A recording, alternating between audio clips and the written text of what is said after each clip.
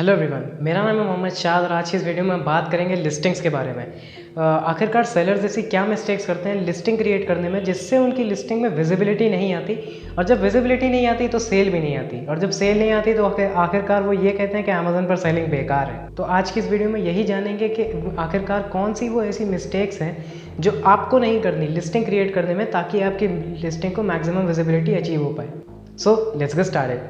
तो जो पहली मिस्टेक है वो करते हैं ज़्यादातर सेलर्स टाइटल में। टाइटल में क्या करते हैं वो लोग, कुछ ज़्यादा या तो कभी कभी कुछ ज़्यादा ही लंबा टाइटल लिख देंगे, या तो कभी कभी कुछ ज़्यादा ही छोटा टाइटल लिख देंगे।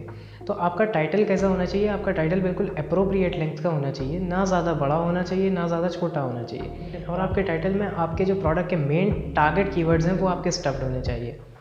और आपको टाइटल जो है ज़्यादा से ज़्यादा शॉर्ट और इफेक्टिव लिखना है। आपको बहुत ज़्यादा कीवर्ड टाइटल में इंक्लूड नहीं करने, उससे आपकी विजिबिलिटी पर थोड़ा सा इम्पैक्ट पड़ता है। आपको बिल्कुल अप्रोप्रिएट लेंथ का टाइटल लिखना है और अच्छे से अच्छा टाइटल लिखना है। सो अगर आपने अभी तक हमारे चैनल की कीवर्ड रिसर्च वाली वीडियो नहीं देखी है तो पहले जाकर आप उस वीडियो को देख लीजिए। मैं आई बटन में उसका लिंक दे दूँगा, क्योंकि अगर आपने वो वीडियो नहीं देखी तो आपको ये वाली वीडियो ठीक से समझ नहीं आएगी। सेकंड जो मिस्टेक सेलर्स करते हैं वो करते हैं बुलेट पॉइंट्स लिखने में। आपके टाइटल के बाद जो सेकंड मोस्ट इंपॉर्टेंट थिंग्स होती हैं वो आती है bullet point. Bullet point sellers लिखने में कई बार ऐसी गलती कर देते हैं क्योंकि बुलेट पॉइंट की इफेक्टिवनेस बहुत होती है। आपको बुलेट पॉइंट में ज़्यादा से ज़्यादा कीवर्ड्स इंक्लूड करने चाहिए, अच्छे से अच्छे कीवर्ड्स। और ज़्यादातर सेलर क्या करते हैं, बुलेट पॉइंट्स का मिसयूज़ कर देते हैं। मैंने बहुत सारे सेलर्स देखे हैं, मतलब वो कुछ लिखते ही नहीं है, उसका ठीक से यूज़ नहीं करते हैं बुलेट पॉइंट का। तो आपको क्या करना है, आपको बुलेट पॉइंट्स इस तरीके से लिखना है। अगर आपको बुलेट पॉइंट नहीं लिखना आते तो आप बुलेट पॉइंट की छोटी सी डेफिनेशन समझिए। बुलेट पॉइंट, ये वर्ड क्या कहता है हमसे? बुलेट यानी कि small and fast points. Small and fast points जो आपके प्रोडक्ट को अच्छे से डिस्क्राइब कर दें। Okay, small and fast points, की फीचर्स ऑफ ए प्रोडक्ट, ऐसा करके आपको बुलेट पॉइंट्स लिखने हैं। और बुलेट पॉइंट्स आपको बिल्कुल छोटे से छोटे सेंटेंसेस लिखने हैं जो आपके प्रोडक्ट को स्मॉल वे में अच्छे से डिस्क्राइब कर दें। आपको ऐसे बुलेट पॉइंट्स लिखने हैं, और आप डेफिनेटली वहाँ पर अपने प्रोडक्ट के लिए जितनी आपने कीवर्ड रिसर्च की है आप वहाँ पर कीवर्ड स्टफ करने की कोशिश करिए। ऐसे करके आपके मोस्ट इफेक्टिव बुलेट पॉइंट्स तैयार होंगे। थर्ड जो मिस्टेक करते हैं सेलर्स वो करते हैं डिस्क्रिप्शन लिखने में। देखिए, आपके पास टाइटल में लिमिटेड स्पेस होती है, आपके पास बुलेट पॉइंट्स में लिमिटेड स्पेस होती है, आपके पास जो सबसे ज़्यादा स्पेस अवेलेबल होती है वो होती है डिस्क्रिप्शन में। आप अगर डिस्क्रिप्शन का ठीक से यूज़ नहीं कर रहे हैं तो आप डिस्क्रिप्शन का मिस यूज़ कर रहे हैं। अगर आपने डिस्क्रिप्शन छोटा सा और बेकार सा लिख रखा है तो आपने डिस्क्रिप्शन मिस यूज़ किया हुआ है। डिस्क्रिप्शन में आपके पास बहुत ज़्यादा स्पेस अवेलेबल होती है, वहाँ पर अपने प्रोडक्ट के सारे A to Z आपको फीचर्स सारे वहाँ पर राइट करने हैं। और try to tell a story in your description. आपके कस्टमर बेस जो आपका डिस्क्रिप्शन पढ़ेगा वो कनेक्टिविटी बनाए रख सके। आपको इस तरीके से इस फॉर्मेट में डिस्क्रिप्शन लिखना है। आपके पास डिस्क्रिप्शन में इतनी स्पेस अवेलेबल होती है, मीन्स आप उसमें काफ़ी ज़्यादा कीवर्ड्स इंक्लूड कर सकते हैं अगर आप स्मार्टली थिंक करोगे तो।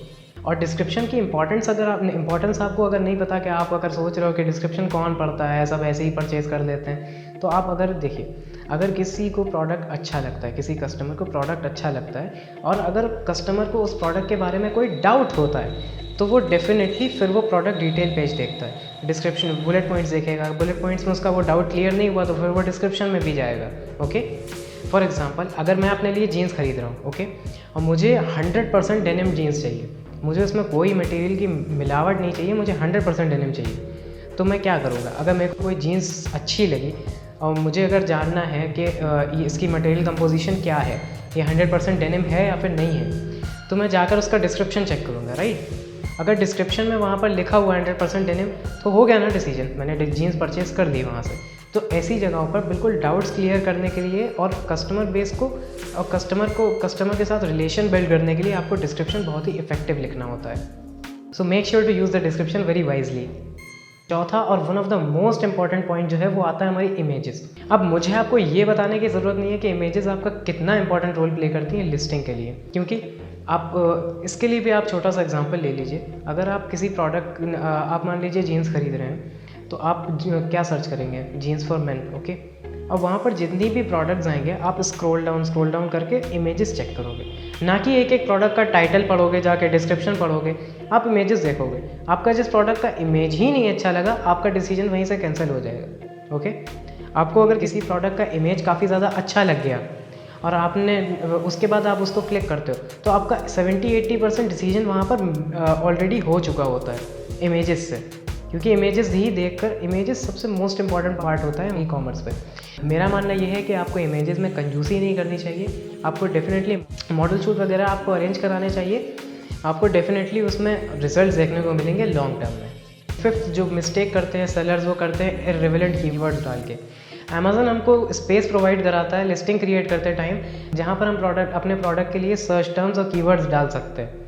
तो नए सेलर्स क्या करते हैं, उस स्पेस का ठीक से यूटिलाइजेशन नहीं करते हैं, और करते भी हैं तो कभी कभी गलत कर देते हैं, और कभी कभी इतना गलत कर देते हैं कि उनके अकाउंट सस्पेंड होने के भी चांसेस बढ़ जाते हैं। तो वो गलती क्या करते हैं, सर्च टर्म में अदर जो कॉम्पिटिटर ब्रांड्स हैं उनके कीवर्ड्स डालते हैं। मैं यहाँ ब्रांड्स का नेम नहीं ले सकता, आपकी उनकी निश में जो भी कॉम्पिटिटर होते हैं वो उनका कीवर्ड डाल देते हैं। वो सोचते हैं कि मैं इस पर रैंक करूँगा, बट ऐसा नहीं होता। आप कॉम्पिटिटर ब्रांड के कीवर्ड्स नहीं डाल सकते, ये आपकी लिस्टिंग को डी ऑप्टिमाइज़ करता है। इसके अलावा कीवर्ड्स डालने में वो मिस्टेक ये करते हैं कि अपने प्रोडक्ट से इर्रेलेवेंट कीवर्ड्स डाल देते हैं। जैसे मान लीजिए उनके पास एक प्रोडक्ट है जीन्स, उनकी जीन्स है रेगुलर फिट, वो कीवर्ड्स में डाल रखे हैं रिलैक्स्ड फिट। तो ये दो अलग अलग चीज़ें हो गई, रेगुलर फिट और रिलैक्स्ड फिट दोनों अलग अलग होते हैं काइंड्स जीन्स के। तो आप रेगुलर फिट में रिलैक्स फिट डालोगे तो ये आपके प्रोडक्ट को थोड़ा सा डी ऑप्टिमाइज़ करेगा। आपकी लिस्टिंग ज़्यादा से ज़्यादा ऑप्टिमाइज़ होनी चाहिए। तो अब करना क्या है, किस तरीके से कीवर्ड्स डालने हैं? आपको कीवर्ड्स केवल वो डालने हैं जो आपके प्रोडक्ट से रिलेटेड हैं। फॉर एग्जांपल, आप ऐसे कीवर्ड्स मत यूज़ कीजिए जो आपके प्रोडक्ट से कनेक्ट नहीं करते हैं। अगर आपका कोई ब्लैक कलर की शर्ट है तो आप उसमें रेड कलर मत डालिए, उसमें आप ब्लैक कलर डालिए, उसकी जो भी कंपोजिशन है वो आप डाल दीजिए। कॉटन शर्ट है तो कॉटन लिख दीजिए कीवर्ड में, और रिपीटेटिव कीवर्ड्स मत यूज़ कीजिए, आपकी लिस्टिंग बेस्ट ऑप्टिमाइज रहेगी। तो ये थे वो कुछ पॉइंट्स जो मिस्टेक करते हैं न्यू सेलर्स लिस्टिंग के टाइम पे। आपको ये सारे पॉइंट्स ध्यान रखना है और लिस्टिंग इसी के बेस पर बनाना है, आपकी लिस्टिंग को ज़्यादा से ज़्यादा विजिबिलिटी मिलेगी। तो ये थी कुछ मिस्टेक्स जो नए सेलर्स करते हैं लिस्टिंग क्रिएट करते टाइम। अब आपको ये 5 मिस्टेक्स पता चल चुकी हैं ऑलरेडी, तो आप अब ये मिस्टेक मत कीजिएगा। So thanks for watching this video. I hope you liked this video. So take care. Bye bye.